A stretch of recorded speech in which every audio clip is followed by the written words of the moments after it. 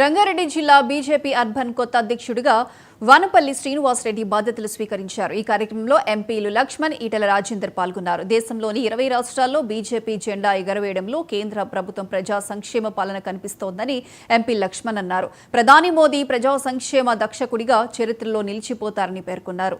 అనంతరం ఎంపీ ఈటెల రాజేందర్ మాట్లాడుతూ భవిష్యత్తులో తెలంగాణలో గెలవబోయేది బీజేపీనని ధీమా వ్యక్తం చేశారు.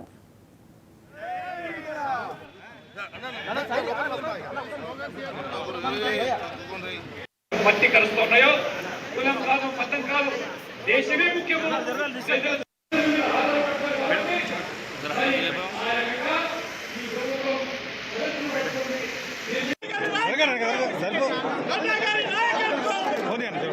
ఎన్నికల్లో భాగంగా ఎల్బీనగర్, కేతిల్లపల్లి 2 నియోజకవర్గాలకు రంగారెడ్డి అర్బన్ జిల్లా కింద శ్రీనివాసరెడ్డి గారిని ప్రెసిడెంట్ ఎన్నుకున్నాం.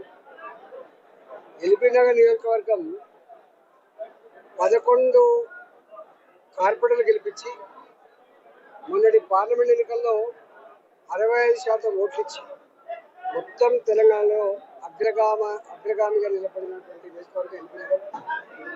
రేపు ఈ రాష్ట్రంలో ఎప్పుడు ఎన్నికలు వచ్చినా గెలిచే పార్టీ భారతీయ జనతా పార్టీ మాత్రమే. 9.5 సంవత్సరాల కేసీఆర్ పరిపాలన విసిగి చెంది ఇలా కేసీఆర్ ఒడగొట్టాలనేటువంటి కృతజ్ఞతతో ఆనాడు గతి లేక గత్యంతరం లేక కాంగ్రెస్ పార్టీని ఎన్నుకున్నారు.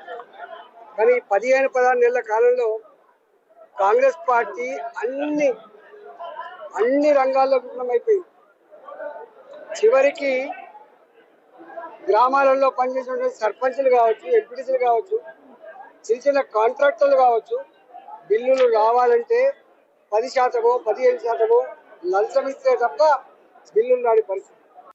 ముస్లిం మహిళలకు వితంతువులు వాళ్ళ యొక్క సంక్షేమం కోసం ఖర్చు పెట్టిన డబ్బు ఏ రకంగా ఏ రకంగా రాజేస్తున్నారో దాన్ని అరికట్టడానికి బిల్లు తప్పితే ఇతర కాదని చెప్పి ఆ చర్చల సారాంశంలో తెలుసుకుంటున్నారు. దాని వల్ల అసలు ఓవైసీ, మజ్లిస్ పార్టీ, టీఆర్ఎస్, కాంగ్రెస్ ఏ రకంగా చిత్రీకరించాయో ముస్లింలకు వ్యతిరేకమని పైపెచ్చు. అసలు దీన్ని ఓవైసీ ఏ స్థాయికి వెళ్ళాడంటే తిరుపతిలో మరి హిందూయేతరుల సభ్యులుగా కొనసాగడానికి వీల్లేదు. అటువంటిప్పుడు వక్ఫ్ బోర్డులో ఏ రకంగా